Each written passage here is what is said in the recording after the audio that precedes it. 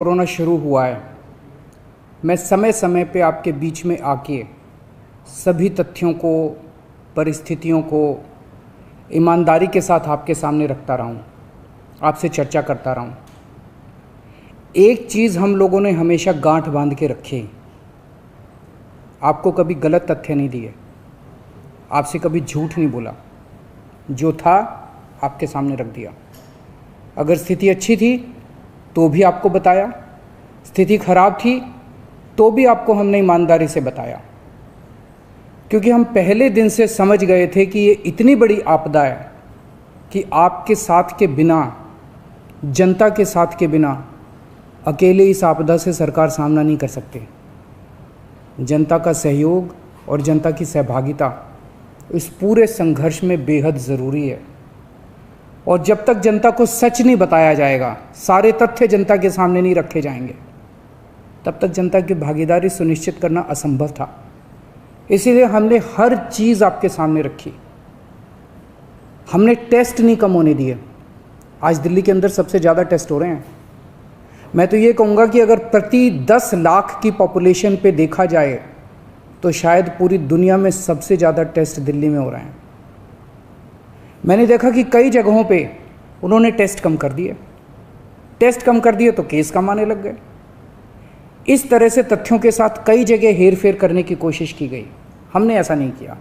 हमने टेस्ट कम नहीं किए, उल्टे कम करने की वजह हमने दिल्ली में टेस्ट कई गुने बढ़ा दिए। आज लगभग 1 लाख टेस्ट दिल्ली में डेली हो रहे हैं। हमने मौत के आंकड़े आपसे नहीं छुपाए। जितनी मौतें होती थी हमने सब आपके सामने रखी, ईमानदारी से रखी। अगर ज़्यादा हो रही थी तो ज़्यादा बताई, कम हो रही थी तो कम बताई। कितने बेड्स हैं, कितने आईसीयू बेड्स हैं, क्या परिस्थितियां हैं, हर चीज़ आपके सामने ईमानदारी के साथ रखी।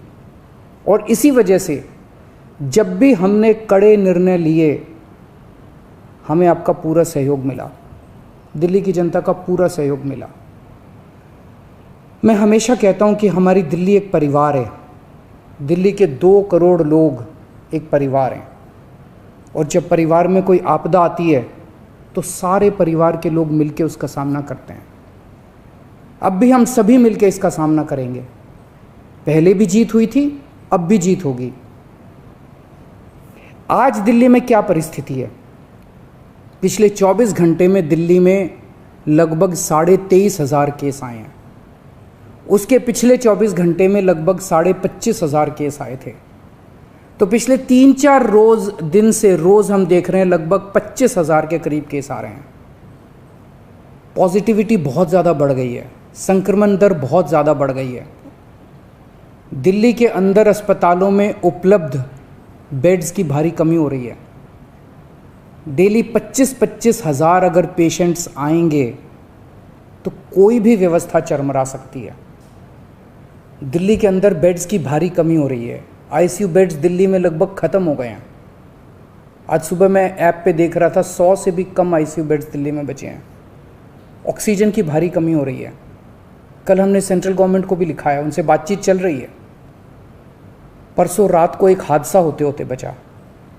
एक प्राइवेट हॉस्पिटल ने हमें बताया कि परसों रात को 3 बजे के करीब उनके अस्पताल की ऑक्सीजन लगभग ख़त्म हो गई। वो बोले जी हम तो बहुत बुरी तरह से डर गए, बहुत बड़ा हादसा हो सकता था। इधर उधर हाथ पैर मार के किसी तरह से उन्होंने कहीं से ऑक्सीजन का इंतजाम किया। दवाइयों की कमी हो रही है, रेमडेसिविर दवाई की खासकर काफ़ी कमी हो रही है। ये सारे तथ्य मैंने आपको डराने के लिए नहीं बताए।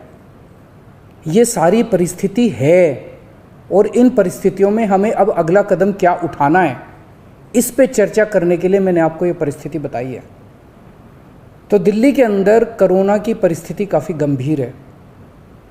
अभी तक हमने दिल्ली के अंदर हेल्थ सिस्टम को बड़े अच्छे तरीके से मैनेज किया। दिल्ली में 4थी वेव आई है। पहली वेव पिछले साल जून में आई थी जिसमें 4,500 के करीब केस आए थे। दूसरी वेव आई फिर सितंबर में, फिर तीसरी वेव आई जिसमें 8,500 के करीब केस आए थे।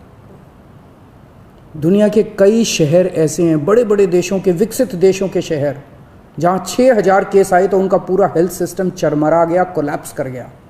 दिल्ली में 8,500 केस आए पिछली बार तीसरी वेव में, तब भी हमारा सिस्टम कोलैप्स नहीं किया, उल्टे हमने और ज़्यादा अपनी तैयारियां शुरू कर दी।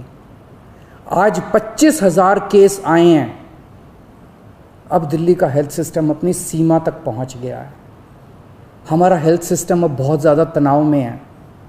मैं ये नहीं कहूँगा कि हमारा हेल्थ सिस्टम अभी कोलैप्स किया है, लेकिन आज हमारा हेल्थ सिस्टम बहुत ज़्यादा तनाव में है। किसी भी हेल्थ सिस्टम की अपनी सीमाएं होती हैं। अनगिनत पेशेंट्स तो कोई भी सिस्टम नहीं ले सकता ना।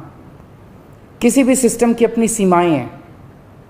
पिछले 5 साल में आपकी सरकार ने दिल्ली में बहुत बड़े स्तर पे स्वास्थ्य के क्षेत्र में काम किया है। खूब नए हॉस्पिटल खोले हैं, मोहल्ला क्लिनिक, पॉलीक्लिनिक बनाए हैं। बहुत बड़े स्तर के ऊपर स्वास्थ्य के क्षेत्र में काम हुआ है। यही कारण है कि आज 25,000 केस के ऊपर भी दिल्ली का सिस्टम चल रहा है। लेकिन अब इसके बाद अगर तुरंत कुछ कठोर कदम नहीं उठाए गए तो ये सिस्टम कोलैप्स कर सकता है। और अगर हेल्थ सिस्टम कोलैप्स कर गया तो मुझे डर है कहीं बहुत बड़ी त्रासदी ना हो जाए। जैसे मैंने बताया कि कल एक अस्पताल में ऑक्सीजन बिल्कुल ख़त्म हो गई थी और बहुत बड़ी त्रासदी होते होते बची। मैंने वीडियोस देखे हैं, तस्वीरें देखी हैं, आपने भी देखी होंगी सोशल मीडिया पे।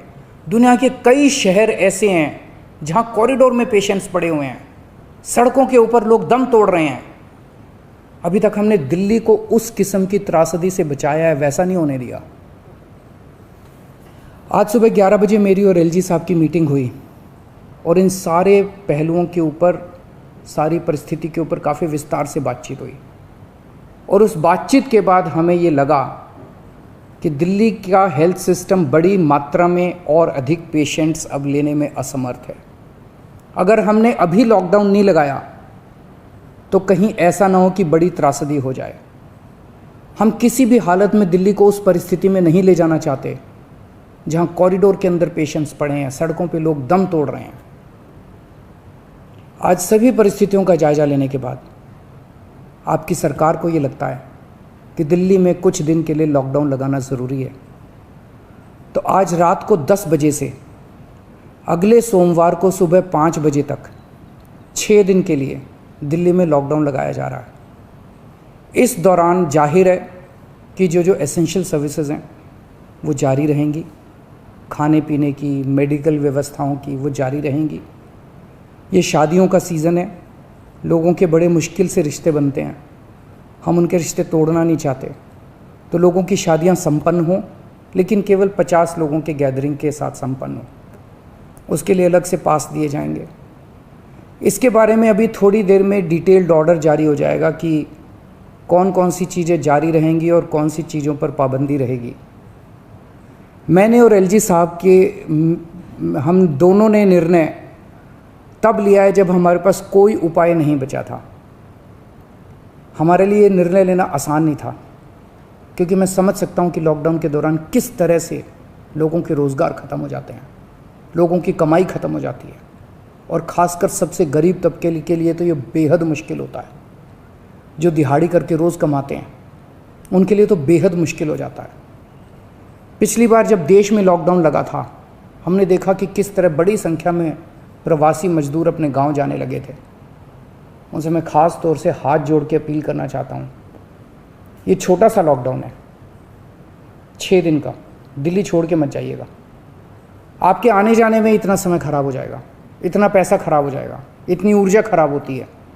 दिल्ली में रहिए। मुझे उम्मीद है कि ये छोटा लॉकडाउन है और छोटा ही रहेगा। मुझे पूरी उम्मीद है कि शायद बढ़ाने की ज़रूरत ना पड़े। आप दिल्ली में रहिए। यकीन मानिए, हम पूरी ईमानदारी के साथ सब मिल के लड़ेंगे तो जल्दी इस मुसीबत से छुटकारा पाएंगे। मैं आपको यकीन दिलाता हूँ, सरकार आपका पूरा ख्याल रखेगी। मैं हूँ ना, मुझ पे भरोसा रखिए। मेरी दिल्ली के सभी नागरिकों से अपील है कि ये निर्णय हमने बहुत मुश्किल से लिया है। आप सब लोग जानते हैं कि मैं लॉकडाउन के सख्त खिलाफ रहा हूँ। हमेशा से मैंने लॉकडाउन का विरोध किया है। मेरा ये मानना है कि लॉकडाउन से कोरोना ख़त्म नहीं होता, लॉकडाउन से कोरोना की स्पीड कम हो जाती है। मेरा हमेशा ये मानना है कि अगर किसी भी शहर या राज्य की स्वास्थ्य व्यवस्था अपनी सीमा तक पहुंच जाए तो लॉकडाउन लगाना ज़रूरी हो जाता है, ताकि पेशेंट्स का नंबर कम हो जाए, ताकि हेल्थ सिस्टम को और दुरुस्त किया जा सके। ये जो 6 दिन का लॉकडाउन हम लगा रहे हैं, ये जो 6 दिन हम ले रहे हैं आपसे, इन 6 दिनों के अंदर हम बहुत बड़े स्तर के ऊपर और दिल्ली में बेड्स की व्यवस्था करेंगे। केंद्र से हम मदद मांग रहे हैं, उनसे लगातार संपर्क में हैं। केंद्र सरकार हमारी मदद भी कर रही है, उसके लिए हम केंद्र सरकार के शुक्रगुजार हैं। उनसे ऑक्सीजन की व्यवस्था करेंगे, दवाइयों की व्यवस्था करेंगे। इस लॉकडाउन के समय को हम इन सब चीज़ों के लिए इस्तेमाल करेंगे। मेरी अब सब लोगों से गुजारिश है कि लॉकडाउन का पूरी तरह से पालन करें, घर से बाहर इस दौरान ना निकलें। पहले भी हमने कई कठिन निर्णय लिए और आपने मेरा पूरा साथ दिया। मुझे पूरी उम्मीद है आज भी आप मेरा साथ देंगे। हम मिलके इसका मुकाबला करेंगे और ज़रूर जीतेंगे। नमस्कार।